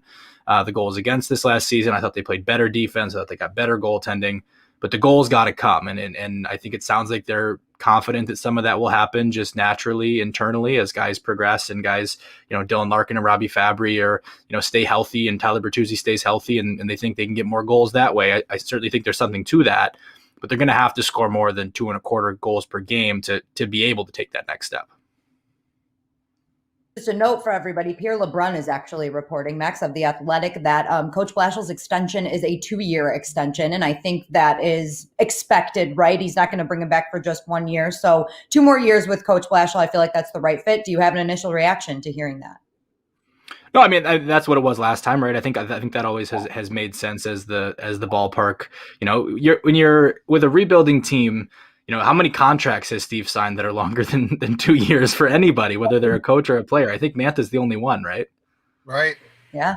And he was traded. So isn't Troy Stetcher the only 2-year deal that he signed in free agency last year, right? Oh, and Grace. Tommy G, they've done a few. Filppula and Nemeth were 2-year deals the year before that, but it just seems like, for a rebuilding team, 1 or 2 years is kind of the MO unless there's a real big difference. Now I'm curious, Tyler Bertuzzi, Jacob Vrana, Philip Hronek. I mean, we're getting off topic here, but those are deals that I wonder, like, I think, you could go either way on whether you want to go short or long on some of those, but certainly for the coach, I think 2 years makes a lot of sense. He'll go 4 years with those guys, I think. That makes sense. I mean, Hronek, they could bridge Hronek if they want and see how he slots in. Yep. He's still young enough to bridge him, definitely. Talking about some of our free agents, both restricted and unrestricted, Max, you wrote about some guys that you believe will be back, who won't be back. So elaborate on that. Who do you think will be back for the Red Wings next season? Most of them, I mean, I think, a lot of these guys, and Steve even touched on it yesterday. They've got a lot of restricted free agents who, they're kind of no-brainers to bring back. Adam Ernie had a really good season. Of course, you expect to see him back. Michael Rasmussen, you expect to see him back. Philip Hronek, you expect to see back. Jacob Vrana, Tyler Bertuzzi. Like, I think most of these guys, it's safe to say, come back. Some of the guys I'm interested in, I mean, Evgeny Svechnikov stands out as someone who, does he have a spot on this team for the future? I think that's a big storyline going into the offseason. And obviously he was on waivers twice this year. And certainly guys have been waived and then, continue to have good careers. But to me, if you're looking for indications as someone who maybe you are questioning the future, Svechnikov's a natural guy to look at. Of the unrestricted free agents, I think you can look at players like Valtteri Filppula, Alex Biega, and say, is there a fit ultimately? Biega only got into a few games. I thought he's got one of the toughest jobs in sports as a player who has to stay ready without getting as much game action as some of these guys. And I have a ton of admiration for the players who can do that job and then step in and look like they haven't missed a beat. But, now that he's an unrestricted free agent, he's a guy that I think you look at and you say, do you see him next year? And I'm not sure. And then there's some kind of guys that it'll be interesting to see where they go, whether that's Darren Helm, whether that's a Mark Stahl. These are guys who were contributors for them and, big presences on stuff like the penalty kill, especially in Helm's case, big presence on the Red Wings penalty kill. And which direction do they go there? If they're going to make room for some of these young players, logic says that, 2, 3, 4 of these unrestricted free agents probably wouldn't have a spot, but who that is, I certainly would expect to see Jonathan Bernier back. I mean, with the way that he played, I think Luke Glendening as an assistant captain, as a guy who plays a big role for them, I would expect to see him back. But they do have other players in the system who, if they wanted to give a look, I suppose they could. Sam Gagner and Bobby Ryan, 2 more veteran leaders who I'm really curious to see what they decide to do with. I think both are players who made positive impacts, and I think versatile players who can help you in multiple ways. So those are 2 of the ones who I'm most interested to see what happens with is Gagner and Ryan. Yeah, it's interesting you said about Jonathan Bernier. I don't know. I think they want him to come back. I don't know if there will be a market for him or not. I mean, I think the only thing the Red Wings, and this sounds horrible, have going for them could be maybe, he's been a little bit banged up and a little bit injured the last couple of seasons, not by his own admission. I mean, maybe without Anthony Mantha here now, he won't get crashed into the net so much. But I just think that Bernier is the guy that I really, really want to watch. But I want to ask you quickly about the expansion draft, because I've been studying up on it in this week hiatus that we had away from the team. I think they're definitely going 7-3-1, 7 forwards, 3 defensemen, 1 goalie, even though I asked Steve, you go 8 skaters and a goalie, and, he knows what he's going to do. But I think that the 3 defensemen that they're going to protect are Hronek, Cholowski, and Lindstrom. I think everybody else is I think he's, again, me being Steve, but I think that's the way he's going to go. How do you see that protection list going? 24 hours ago, if you had asked me this question, I would have really disagreed and said, I think it'll be Troy Stetcher and then one of Cholowski or Lindstrom. But I thought yesterday's press conference, there was some indication that that option of protecting all three of the young guys, like that really, I think, starts to enter the calculation. Now, he talked about, could they all be on the roster next year? And he doesn't want to waive any of them if he can avoid it. Like, to me, if you don't want to waive them, do you want to expose them in the expansion draft? My thinking previously had been, Troy Stetcher's not an old guy. Like I think he just turned 27 years old, or maybe he's even 26. I have to double check. Sorry, Troy. But, he's not an old guy. Like, he's a guy who can help them, who can be around. He's, not much older, if older at all, than Tyler Bertuzzi. So he's not an old player. And I thought Troy Stetcher was pretty good for him this year. And so to me, I thought he's a guy who makes a lot of sense to be on that protected list. But, he does only have 1 year left on his contract. And so if the Red Wings say, they'd rather protect some other guys who are younger, who have more team control, who there's, maybe they're a little more runway to see what they're going to become, I think that's fine. And I think there's a real good case for that, at this stage. It certainly sounds like, based on what Yzerman said, that's maybe more of an option than I was giving credit for. I just feel like, with Troy Stetcher, you do know what you get. And that's a guy who's going to give you all heart, all hustle, every shift. And he's a really good defensive player. And I don't know if he gets enough credit for it because he's small and he's not what you think of when you think of a really good defensive player. But I really liked how Troy Stetcher defended this year. All right, Max, unfortunately, we have run out of time, but we have time for one more quick thing. We know that the draft lottery is coming up at the beginning of June, and we did a couple tankathon simulations earlier in the show. It didn't go so well, so maybe you're our good luck charm. We're going to do a tankathon simulator. Madness, okay? All right, go ahead, hit it. Man. Hey, that's all right. There's going to be some players there. I think at 6, that's not a bad spot for him. Yeah, you're right, but it's a little Beniers. Right? Well, I don't think Matty Beniers is going to be there at 6. Oh, say that again. Matt, nothing. No, I'm just disappointed. We haven't been above 6 once this whole show, so we're gonna have to try it again at the end of the show. But Max, thank you for joining us. We will have you on to talk draft for sure before we get to the NHL draft. So thank you for joining us today. We appreciate it. It'd be my pleasure. Thanks for having me as always. Thanks, Max. And a big thank you to Labatt Blue Light for presenting Downtown Hockeytown. Labatt Blue Light, refreshing Canadian Pilsner. Visit your local retailer when safe to pick up some Labatt Blue Light. And now we're going to get back into some Tigers baseball, and Art is joined by a guy who I know is really excited to see a no-hitter last night. Art, take it away.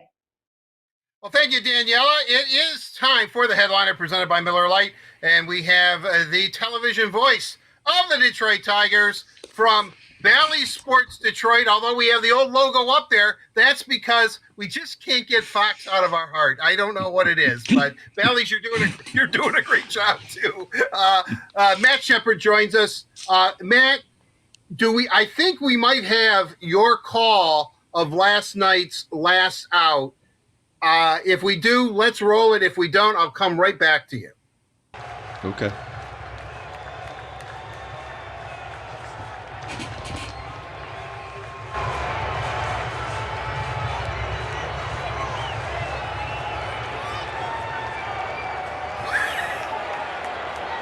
A lot of tension.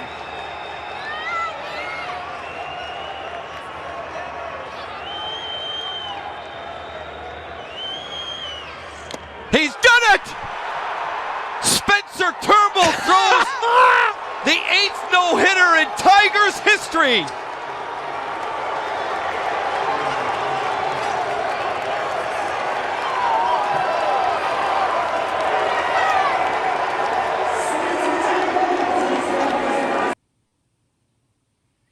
Wow. So, I would imagine, I don't know, I'll tell you something. In my whole career, I never liked air checks. I never liked listening to myself. I never liked watching myself if I do a television show as a guest. I'm just not into it. I don't know why. Been there, done that, or I just have a inferiority complex. What goes through your mind when you hear you go back and call a very historic moment in Tigers baseball history? Honestly, Art, I think it's my mind goes back to the crew and letting them do their job. I think too many play-by-play guys in today's day and age make it about themselves. And I think they're always looking for that signature call, the hook. Sometimes it's used, that phrase, in television, and that everybody wants to be bigger than the story itself. The story is Spencer Turnbull. The story is Detroit Tigers baseball. You make the call, you give the significance associated with it, and then you let your people, your director and your producer and everybody else who work so hard, just as hard as you do for a moment like that, to make it pleasing to the viewer, to see the emotion. Sports is about emotion. It's about a transportation business. This is what our bosses at Bally Sports tell us all the time. We have to transport the emotion on the field of play to the people at home. How do you do that? You can do it in a lot of different ways. Pictures or video is one of those ways. And if I'm stomping all over the video, trying to throw out a bunch of numbers that no one's going to remember, it doesn't help the call, and it sure doesn't help the moment. So it was an emotional night for everybody, especially Jack Morris, my partner in the booth at the time, because Jack threw a no-hitter in 1984. He has a very strong relationship with Spencer Turnbull. They've created that over the last few years. So he was pretty emotional too. It was emotional for me because it's my team. It's the Detroit Tigers. And anytime you get a chance to be part of history, it's pretty cool. And it was emotional because that kid's worked really hard. And this franchise is trying to nurture some really good young arms, and he's one of them. Yeah, it's interesting because I said earlier on the show, I don't know who I was happier for, Spencer Turnbull or Jack Morris, because I think when he made that joke about A.J. Hinch pulling Spencer after 7 innings, even though he's pitching a no-hitter, to go to the bullpen, it almost seemed like Jack needed a tension breaker moment. You know, I mean, it was really, really interesting, that dynamic of watching him, who has done it in a Tigers uniform, as you said, against Chicago. It wasn't opening day, but it was pretty darn close to opening day in Chicago. Yeah, it was like April something. It was May 7th, yeah. Oh, was it May? Was it? God, I thought it was in April. I thought it was, it was cold in Chicago in May. I'm sorry, it was April 7th. It was April 7th. Yeah, fault. But it doesn't matter. I guess my point being is that, okay, you're a kid from Detroit, I'm a kid from Detroit. Tigers only the 8th in their history, but how cool is it not only that you're calling history, but you have a guy sitting right next to you who made the same kind of history? I mean, is that a surreal moment for you, or do you just sit back and say, I'm not pinching myself because I hope this isn't a dream? Yeah, I kind of pinch myself every day I go into work, to be honest with you. So it's not that big of a deal from that standpoint. But I did not lose sight of the moment. I did not lose sight of the significance and the opportunity that was there. I mean, I don't know about you, Art, but I said this throughout the broadcast, I think after the 5th inning. I was not afraid to mention no-hitter. And I thought it was important because people are tuning in at different times. They want to know what's going on. We can't influence it. So I did not lose sight of that, nor did I lose sight that my partner has been there, done that. And he knows the emotion and the mindset that a pitcher has to have going into the 7th inning with a no-hitter, going into the 8th inning with a no-hitter, facing the lineup for the 3rd time through, or in some cases the 4th time through. That was really significant, I thought, and I thought Jack did a wonderful job of kind of bringing that across to the audience. You know, what's interesting about it, I remember, obviously, I don't remember George Mullen in 1912 or even Jim Bunning in 1958, but I remember the last 4 that were pitched. Yeah, I don't know why. Maybe you have to be alive, I think, in order to remember it. But wait, you had 2 Virgil Trucks no-hitters. I thought you were on the field interviewing him right after those. I was. I kind of crawled out there, and he was kind enough to get down on his hands and knees and talk to an infant. But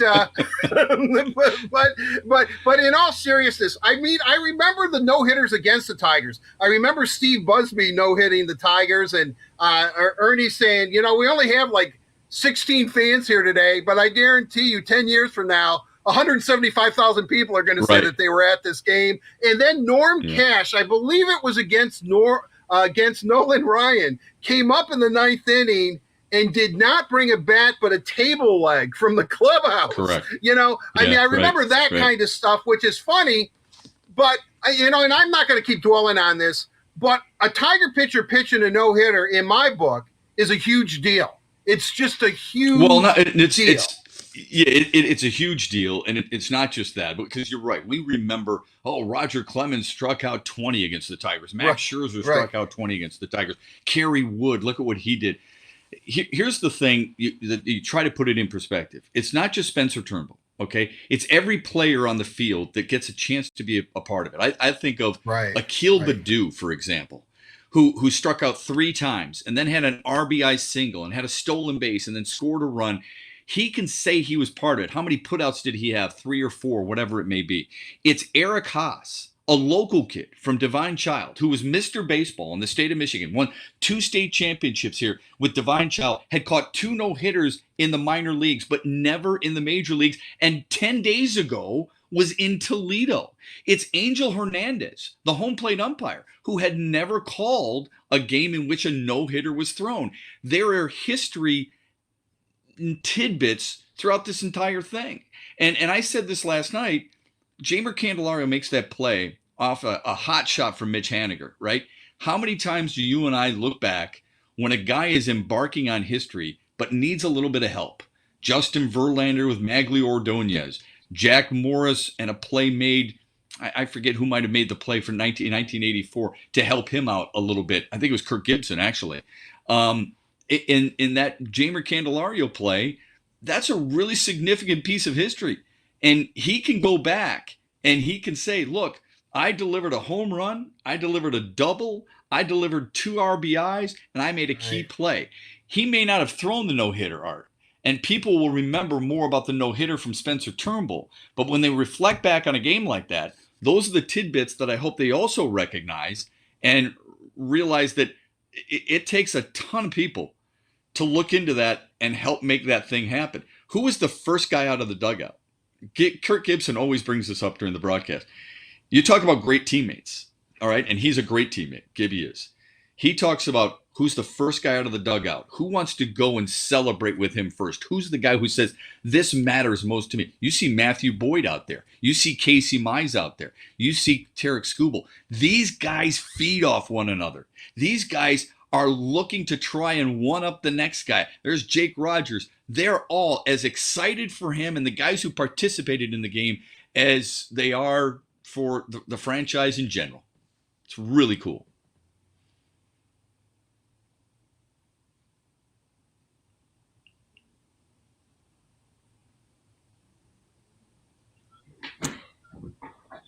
Sure can. All right. I know Art was saying he had some problems. Hi, Chef. How are you? I'm doing great. They're like, oh, Daniela, jump in and I'm ready to go. But you're telling some amazing stories right now about a no-hitter. So it was just with Jack and with everything like that. But the rest of the game, and you mentioned some of the contributing factors to the game, especially Jeimer Candelario, who had, 2 hits on the night. He had a home run. He had 2 RBIs. Mm-hmm. Are you starting to see this Tigers team progress in other aspects other than obviously Spencer Turnbull is the star of the night and he's the star of probably this series and maybe even the season after that no-hitter. But what are you seeing the Tigers' progression in other aspects of the game? Yeah, I think it's a good question. We are, and we're not going to just use this small sample size, 2 games in Seattle, but you and I have both talked before about the starting pitching of this team and how much better it is. I want you to think about this. That was the 17th quality start for the Tigers this year, what Turnbull did last night. Mize was 16, Turnbull was 17. They had 9 all of last year. They're in the top 4 in American League starting pitching ERA. They were the worst in baseball a year ago. It tells you that if you're looking at pitching and you believe that pitching is what drives the progress for this team, Detroit's got some pretty good stabilizing pillars, right? They've got Casey Mize, Spencer Turnbull, Tarek Skubal will turn it around. Matthew Boyd's been dynamite. Michael Fulmer at the back end seems to have found his place to a certain extent. You're hoping that Matt Manning is pitching well in Toledo by midsummer so he can get a call up. Those are the things that I'm noticing. The other thing is, look, the catching has really cleaned up. And I know it's not something that we love to talk about, but when Jake Rogers and Eric Haas and even Grayson Greiner before Haas was called up or before Rogers was called up, when those guys are in the game, these pitchers seem to be much more strong in their conviction of throwing balls in the dirt because they know they're going to get stopped. Just take a look at it a little bit. Watch Rogers square up to the pitcher. Watch Haas and Griner square up to the pitcher. They've done a really good job in that regard. And lastly, I would say, Danielle, even though they still have a ways to go offensively, what they've done is they've kind of adopted and understood and really taken to heart what A.J. Hinch, Scott Coolball, and the rest of the staff have been preaching about certain offensive approaches against pitchers. You're seeing more guys go back up the middle. You're seeing more guys go to right field. Not everything is pull happy, pulling off, rolling over a grounder to third or short. They're doing a much better job in that approach. All right, I think we have Art back now, Matt, but I am going to take advantage of this and ask a little follow-up to that answer there. You mentioned Michael Fulmer and how he's become a closer out of nowhere in my eyes. I don't know if you kind of saw this coming, but Michael Fulmer in that role, are you liking it? And do you think it's something we're going to see for the rest of the season? And now I'll hand it back over to both of you. Yeah, no, it's great visiting with you, and it's a good question. A.J. Hinch is not going to name a quote-unquote closer, and I understand why, because look, we all wanted Gregory Soto to be the closer earlier this year. What happens when Gregory Soto goes out there and happens to fail once in a while? Then that's all the questions Soto gets and A.J. Hinch gets and so on and so forth. You want to be flexible.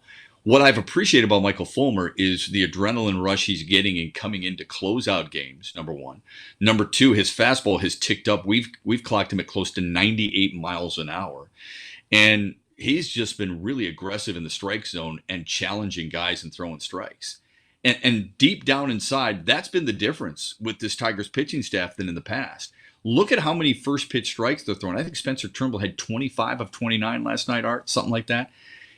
They're attacking the zone, they're daring guys to go after it, and they're mixing their pitches. It's not predictable. Here's a fastball on the first pitch. Here's a curveball on the first pitch. You don't know what to expect. It's been a pleasure to watch. The last thing I would say, and this goes back to what Spencer Turnbull, look at the different milestones. So Art and I were just talking about Eric Haas catching the first no-hitter, Angel Hernandez calling it, the different roles that guys were playing. Spencer Turnbull was 0-4 with an 8 ERA in his career against the American League West. He had never beaten a team for the American League West. I think that's what it was. I can look back at my notes here. 0-4 against the American League West. Look at what he did last night.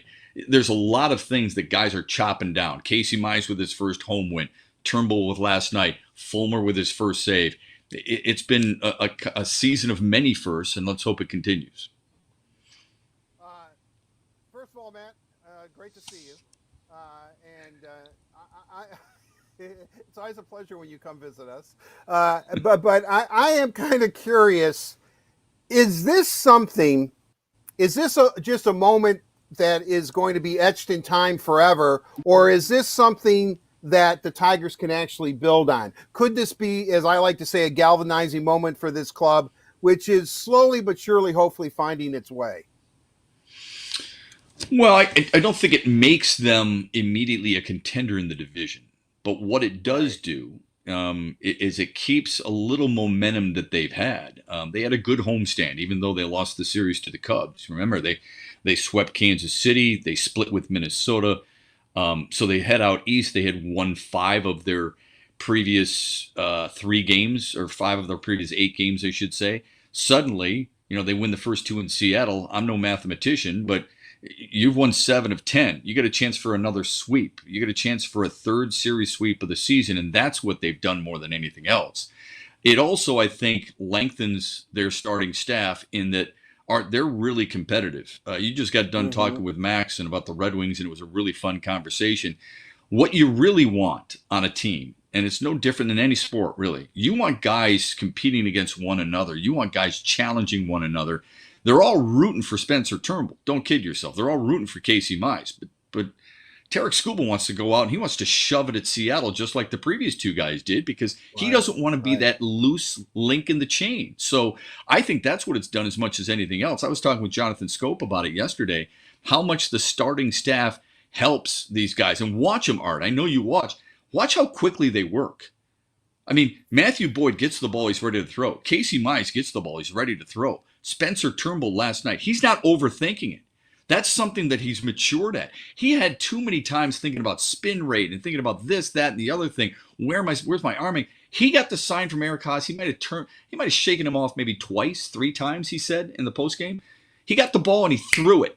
And that's what Tarek Skubal's got to do today. And I think that's something that they're all learning, and it's all going to help everybody. You know, I that's exactly, I'm glad you brought that up, because that's the one thing that I've noticed, and maybe a little bit last year, but especially this season. No sooner is the ball back in their glove and they're ready to throw it again. I mean, they are definitely, and that's what I liked about Turnbull. He doesn't give himself time to overthink it. Just give it to me. Right. Okay, there's a sign. Okay, I'll do that. Boom, and he throws. I mean, and you know, that is an excellent point by you. And right, you know, I said for many years, some of the best hockey I ever saw was the Red Wings in their heyday, was their practices, because those guys were trying to stay in the lineup. You know, Scotty had like, you know, the last 6 forwards or whatever, the last 2D, he was interchanging those guys. So they took it to one another. Right. Even as much as they're brothers and they love each other and they all want to win, you're right. They don't want to be that guy that, for lack of a better term, lets the team down or whatever. But great stuff is always. If you don't think Sergei Fedorov made Steve Yzerman and Brendan Shanahan better, then you haven't followed sports. If you don't think Dominik Hasek and Chris Osgood made each other better, you don't follow sports. I mean, there is a support and a love for a sports team family, without question. But the competition is heightened, especially when you're playing with great players. No, there's no doubt. There's no doubt. That's an excellent point. And us being privileged to do what we've done now for 5-6 years, whatever it is. I mean, we've been able to appreciate that aspect of the game that I think fans, unfortunately, don't see quite as much as we do. So, you know, that's why I always feel privileged and honored to do what we do. And, you know, Matt, it's always great to have you on. Congratulations on calling a no-hitter, though. That's got to be a thrill of a lifetime, and nothing but success at Bally's. And we'll talk to you soon. Thanks for joining us on The Headliner. Okay, buddy. Anytime. Thank you. All right, that'll do it for this edition of The Headliner, presented by Miller Lite. Miller Lite, it is the original light beer. It's only 96 calories. It tastes great. It tastes delicious. And yes, it is available for delivery. Daniela, back to you. Thank you, Art. It's always great to catch up with Matt Shepard, especially after calling a no-hitter. And I apologize for the dog barking, but as a salute to Spencer Turnbull's no-hitter and on that special night, the Tigers have just launched a limited time no-hit ticket special, eliminating all fees on single game Tigers tickets for the remainder of May and the month of June. So that's awesome. As an ode to Turnbull's 117 pitches of no-hit baseball, this offer is available for just 24 hours, 1:17 p.m. today until 1:17 p.m. on Thursday. So congrats again to Spencer Turnbull, and we can't wait to see him take the mound again next Monday at Comerica Park against Cleveland. Charlie likes it too. I don't know. She's good the entire show. She's been good for a full 3 hours today. I get it. Benson's outside barking. We've been on camera since, I don't even know what time did we start? 10:30, 11. So Charlie, we get it. 10. We get it, girl. Bring her on. I am. So she'll be quiet. Say hi. Charlie. Yeah. Hi. What's wrong with your ear, Charlie? You got to look pretty. Oh, what cutie. Yeah, that's Do you think Charlie's short. good tankathon luck? Do you think she's good tankathon luck? Maybe we should try it again. Let's see. I honestly better than me at 6 and 7. Max was at 6 too. So Charlie, if you're not any better than that, I might have to get rid of you. All right, let's see the tankathon draft lottery sim. All right, here we go. All right, here okay. we go. Did something happen, or did we just Oh, man. Charlie, you're no better luck than anyone else. Look at New Jersey goes up 3 in this thing. I mean, the number 1 pick again for them? Come on. Oh. Not fair. All right, we're gonna try and do it again. If we can just get lower than 6, I'll be happy. I want 1. Oh. Wow, down to 7 now. Yikes, man. Yikes. Okay, well. Okay, we'll just forget. Detroit dropping like a stone. Oh, I'm done with it. Well, Hopefully the maybe real we're draft not lottery. gonna do Yeah, maybe we're not going to do Tankathon anymore. And Charlie is telling me that Word on Woodward is coming to an end, so we are going to wrap it up there. I'm Mom life. Charlie. okay. Charlie Thank you for Ghosty tuning in. next week. Thank you for tuning in, everybody. You can watch all of our interviews on the Word on Woodward YouTube channel or listen to the show as a podcast on Google Podcasts, Apple Podcasts, or Spotify. The Tigers take on the Seattle Mariners again tonight at 10 p.m. on 97.1 The Ticket or Bally Sports Detroit. Make sure you are staying up tonight. And I say that and I'm not very good at staying up, but if you are, stay tuned to Tigers social media for some special prizes if you are up for the entire game. And tomorrow, the Wings will continue their end of season press conferences and we'll be here to stream them live for you and break them all down starting at 10:55 a.m. You can catch that on Red Wings social media channels. We're going to hear from Tyler Bertuzzi, Jonathan Bernier, and Luke Glendening. And next week, while we'll be taking a break, but we'll be back on Wednesday, June 2nd, stronger than ever, and we'll have all of your Tigers and Red Wings news on Tigers and Red Wings social media channels. Thank you all so much for tuning in today. Remember, tomorrow at 10:55 for our Red Wings fans for the end of season press conference, and then June 2nd, the Word on Woodward will be back at noon.